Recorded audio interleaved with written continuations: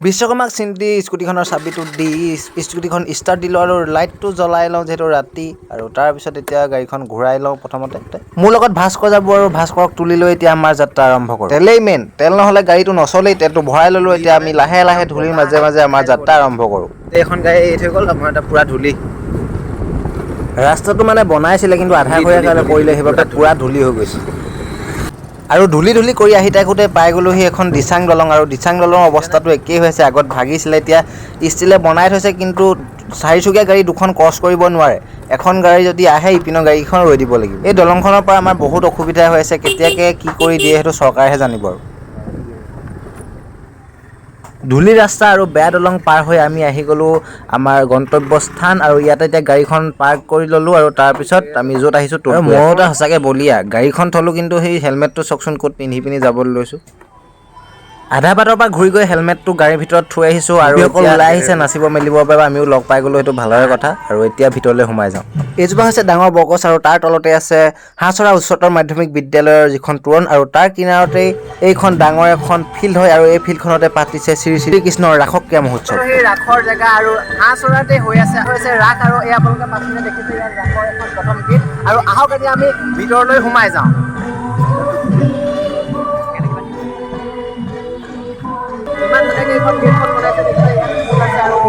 শ্ৰী কৃষ্ণ ৰাসলীলা আদৰণি জনাইছে আমাক গীতখন অতি সুন্দৰভাৱে বনাবলৈ চেষ্টা কৰিছে আৰু শ্ৰীকৃষ্ণৰ প্ৰত্যেকটো অৱতাৰে ইয়াত এটা এটাকৈ সুন্দৰভাৱে দেখাই দিয়া হৈছে মৎস্য কুৰ্ম নৰসিংহ বামুণ পৰশুৰাম হলিৰাম বৰাহ শ্ৰীৰাম বুদ্ধ কল্কি নামে দৰ্শ আকৃতি ধৰিছা কৃষ্ণ তজু পাৱে কৰো সুপনাম তজু পাৱে কৰো সুপনাম দেখাই আছে আপোনালোকে পাছে এইফালে দেখিছে বেগত আৰু অনুষ্ঠানটো হৈ আছে সেই আগত ইয়াত পৰ্দাত দেখিছে মানুহ বহুত হৈছে গতিকে পৰ্দাটো দেখাই দিছে আৰু ইমান ধুনীয়াকৈ এখন অনুষ্ঠান পাতিছে কাৰণ ৰাসলৈ যিহেতু বহুত দিন আছে গতিকে আমাৰ কে মোহন আৰু বিউটি বাইলুং আহিছিলে আৰু আজি আহে নে নাহে গম পাই পাইছোঁ আমি যিমান পাৰোঁ আগত যাব চেষ্টা কৰিম আৰু ভালকৈ আপোনালোকক ভিডিঅ'টো দেখাবলৈ চেষ্টা কৰিম এতিয়া কৃষ্ণ নৃত্য হৈ আছে আৰু আপোনালোকে ইয়াত দেখিছে এইখন ইয়াত আৰু ভাস্কৰ পিনে ৰৈ পিনি সুন্দৰভাৱে চাইছে ভাস্কৰ আজি অনুভৱটো কেনেকুৱা আগে ৰাস চাবলৈ আহিল হয় নাই আপোনালোকে এই ভিডিঅ'টো অৱশ্যে আগত নাপায় ৰাসৰ কেইদিনৰ সময়তে পাব বেয়া নাপাব আমি আগে ৰাসটো চাই দিলোঁ আৰু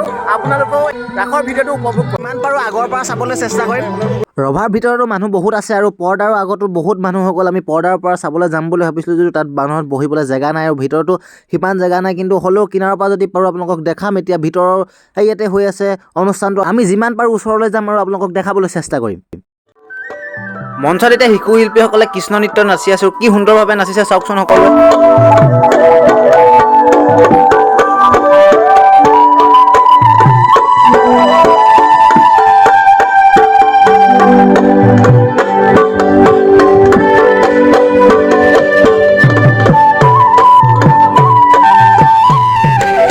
মাই গড মানুহ চাওকচোন কিমান যেনি তেনি অকল মানুহে ৰভাৰ বাহিৰৰ ভিতৰে সকলো পিনে মানুহে কৃষ্ণ আৰু তেওঁৰ লগৰীয়াসকলে নাচি আছিল কিন্তু তাৰ মাজত এটা অঘটন ঘটিলে আৰু বগলী বৰ ডাঙৰ বগলী এটা ওলাই আহিলে আৰু কৃষ্ণই তাক এটা মাৰিবলৈ লৈছে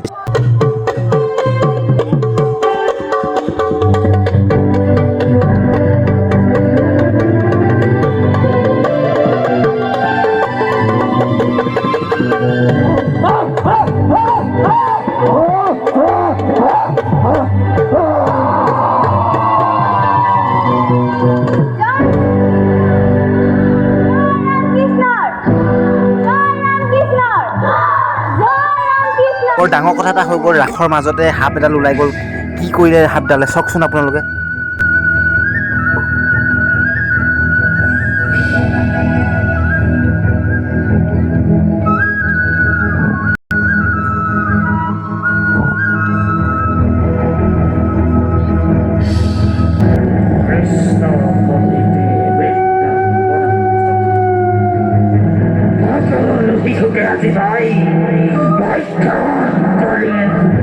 কৃষ্ণ আৰু কৃষ্ণৰ লগৰীয়াসকল ওপৰত এতিয়া নাচি আছে কিন্তু কি হয় পাছতহে গম পোৱা যাব আৰু এতিয়া মানুহখিনিও ভাবিছে সাপটো কি হ'ব নহ'ব এতিয়া কৃষ্ণইনো কি কৰে আমি সাপটোক চাওঁচোন সৰ্বনাশ হ'ল সাপটোৱে এতিয়া কৃষ্ণৰ লগৰীয়াসকলক এটা এটাকৈ গিলি পেলাইছে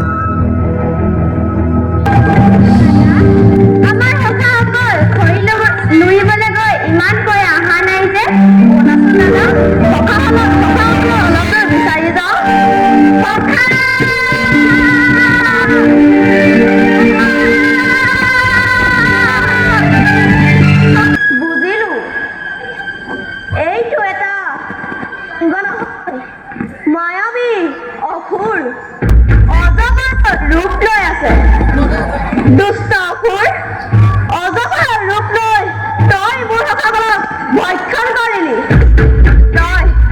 তই আজি উচিত শিক্ষা পাবি।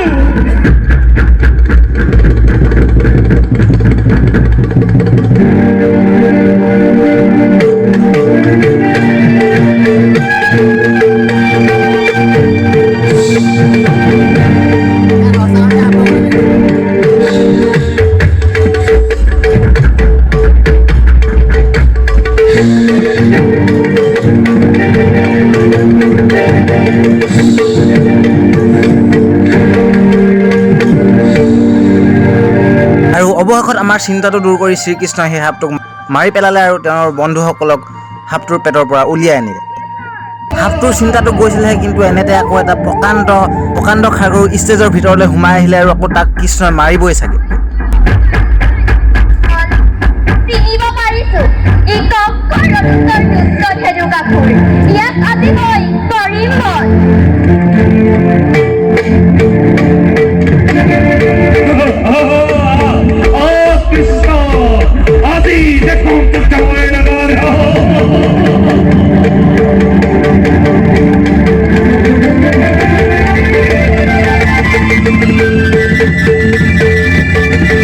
এনেকৈয়ে শ্ৰীকৃষ্ণই সকলো মায়াবী অসুৰক বধ কৰিলে আৰু তেওঁৰ পুনৰ বন্ধুসকলৰ লগত নৃত্য গীত আৰম্ভ কৰিলে।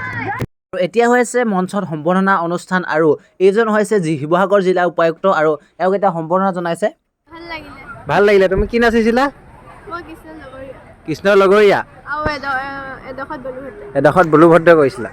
আজি তোমাৰ নাচি কিমান ভাল লাগিলে? বহুত ভাল লাগিলে। মানুহ বহুত হৈছে হয় নাই? আগতে কৰিছা নি ক'ৰবাত?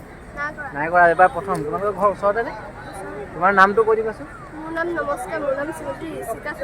আৰু খুব সুন্দৰভাৱে ভণ্টিহঁতে নাচিছে আৰু বহুত ভাল লাগিছে। ইয়াত যে নাছিলে, কিমান ল'ৰা ছোৱালী আছিলে ইয়াত? প্ৰায় 50টাৰ ওপৰত হ'ব ন? বহুত ধুনীয়াকৈ নাচিছা দেই, ভাল লাগিলে। তোমাৰ ওচৰৰে নহয় ঘৰ? ক্লাছ কোন ক্লাছত পঢ়ি আছা? 7ত। বহুত সুন্দৰভাৱে নাছিলে ছোৱালীজনীয়ে। থেংক ইউ দেই। কিবা এটা কৈ থৈছো। কেনেকুৱা লাগিলে আজি নাচি? বহুত ভাল লাগিলে। তোমাৰ নামটো কি? সঞ্জীৱ গগৈ। ধুনীয়া নাছিলা দেই। যোৱা।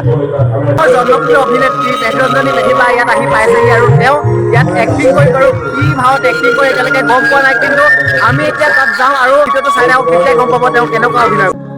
আমি বাহিৰলৈ ওলাই গৈছিলোঁ, কিন্তু আহিয়ে এতিয়া দেখিলোঁ শ্ৰীকৃষ্ণই সুন্দৰভাৱে নৃত্য প্ৰদৰ্শন কৰি আছে।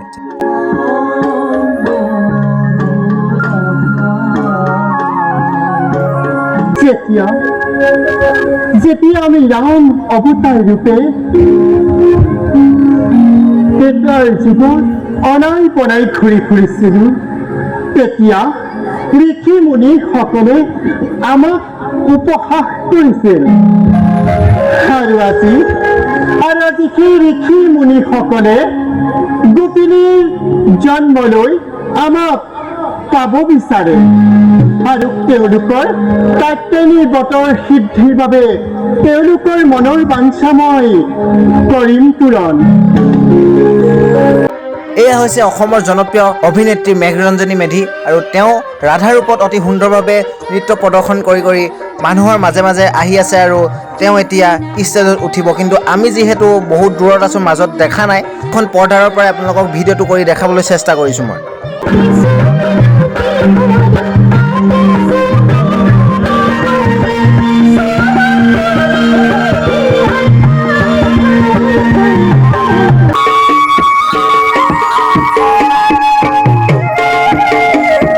প্ৰায় 50-60 গৰাকীমান গোপীয়ে ইয়াত নৃত্য কৰি আছে আৰু ষ্টেজটো যিহেতু বহুত ডাঙৰ, সিমান এটা অসুবিধা হোৱা নাই, কিন্তু আৰু খুব সুন্দৰভাৱে সকলোৱে নৃত্য প্ৰদৰ্শন কৰিছে। আৰু ইয়াৰ এতিয়া প্ৰথম গৰাকী হৈছে মেঘৰঞ্জনী মেধিবা আৰু ইমান সুন্দৰভাৱে তেওঁ নৃত্য প্ৰদৰ্শন কৰিছে।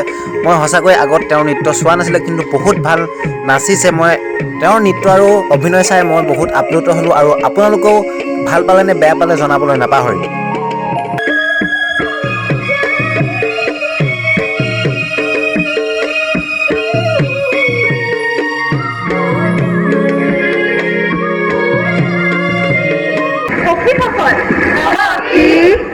আবাৰ মহামায়াৰ হল সমাপন, তবে আমি স্নান কৰি সমাপন। বলা আমি নিজ নিজ বস্ত্ৰ অলংকাৰ সকলো পাৰত থৈ পুৱা যমুনাৰ তীৰত আমি স্নান কৰোঁগৈ। গোপীসকলে যমুনাত গা ধুবলৈ গ'ল আৰু শ্ৰীকৃষ্ণই সেই সুযোগতে তেওঁলোকৰ কাপোৰ কানিবোৰ গছৰ ওপৰত তুলি থলে আৰু বহুত দেৰি গোপীসকলে তুতি মিনতি কৰাৰ পাছতহে শ্ৰীকৃষ্ণই তেওঁলোকৰ কাপোৰবিলাক ঘূৰাই দিয়ে। শৰতৰ পূৰ্ণিমা ৰাতি আমি যেতিয়া ৰাখো ক্ৰিয়া কৰিম আৰম্ভণ, তেতিয়াই তোমালোকৰ ভক্তৰ হিচাপে মই মনোবাঞ্ছা কৰিম পূৰণ। হে প্ৰাণনাথ, ৰাধিকা, আমি গোপীসকলে সৰ্বস্ব ত্যাগ কৰিছোঁ তোমাৰেই চৰণত। বহিবলৈ মানুহ জেগা নাইকিয়া হৈ গৈছে, মানে ইমান ডাঙৰ ৰভাঘৰ আপোনালোকে দেখিছে নহয়, কিন্তু এতিয়া মানে থিয় থৈ কঁকাল বিষাই গ'ল। এইখন স্কুটি এখন কাৰোবাৰ স্কুটি এখন পালোঁ, সেইখন স্কুটিতে বহি আছোঁ আৰু স্ক্ৰীণত দেখাই আছে ধুনীয়াকৈ আৰু মঞ্চত চলি আছে ৰাস। এতিয়া কানাইক বিচাৰি হুলস্থুল লগাইছে গোপীগণে আৰু আমি ইয়াত এতিয়া বহি আছোঁ স্কুটিত।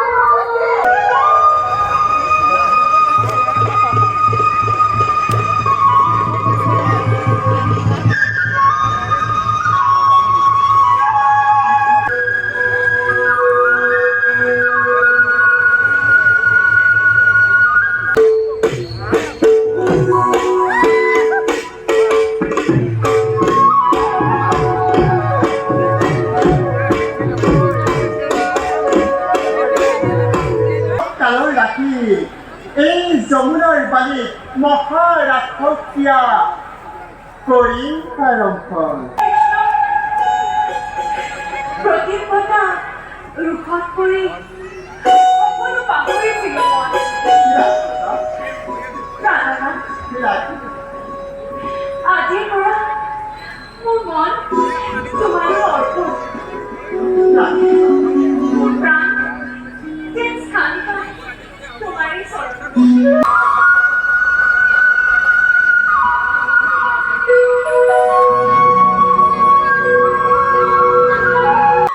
বৰ ডাঙৰ কথা এটা হৈ গ'ল। শ্ৰীকৃষ্ণ এতিয়া ৰাধাক চলনা কৰি আনি পিনি বৃন্দাবনৰ মাজত অকলে অকলে এৰি থৈ গ'ল আৰু গোপীসকলে কৃষ্ণক বিচাৰি আহি থাকোঁতে ৰাধাক মাজতে লগ পাই গ'ল।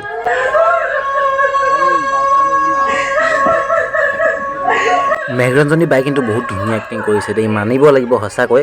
প্ৰথমবাৰ তেওঁৰ এনেকৈ ৰিয়েলভাৱে তেওঁৰ এক্টিং চাইছোঁ, আগতে আমি চিনেমাতহে চাই থাকোঁ, কিন্তু বহুত ধুনীয়া এক্টিং কৰিছে। আমি সকলোৱে মিলি কৃষ্ণক প্ৰাৰ্থনা কৰোঁ। ৰাধাই কৃষ্ণক বিচাৰি ফুৰোঁতে ময়ো এটা বস্তু বিচাৰি পাই গ'লোঁ। এই আপোনালোকে কোন চিনি পাইছেনে বাৰু?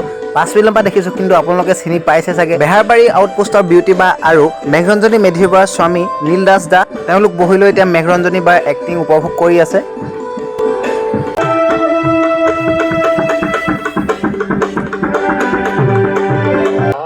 ষ্টেজৰ ওপৰত আছে এটা অসুৰ, কিন্তু অসুৰটোক চাই পিনি বিউটি বাই একদম পূৰা মোচনত আছে। চাওকচোন কেনেকুৱা মোচন দি আছে। এইজন হৈছে এতিয়া শংখচূড়। এওঁ কৃষ্ণৰ মানে যেনেকৈ বাঁহী বজায় তেনেকৈ বাঁহী বজাবলৈ চেষ্টা কৰিছে আৰু গোপী মুহিবলৈ চেষ্টা কৰিছে, কিন্তু শংখচূড়ে জানো বাঁহী বজাব পাৰিব?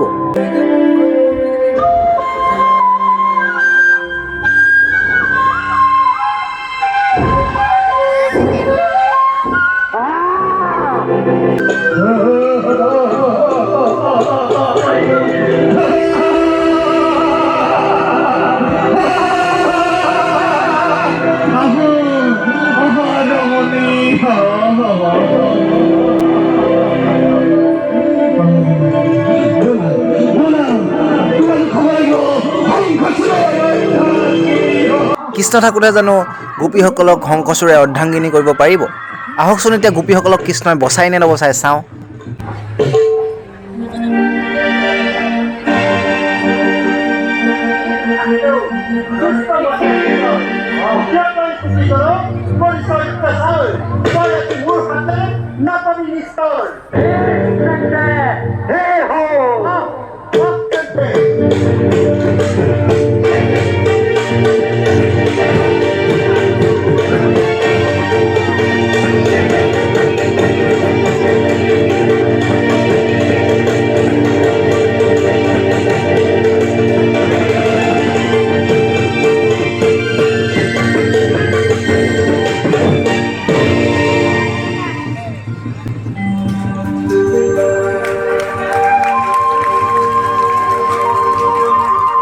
লাহেকৈ শ্ৰী শ্ৰী ৰাসলীলা শেষ হ'ল আৰু আমিও ঘৰলৈ যাবলৈ ওলালোঁ। কিবা এটা খাই লওঁ আৰু তাৰপিছত আমি ঘৰলৈ যাম।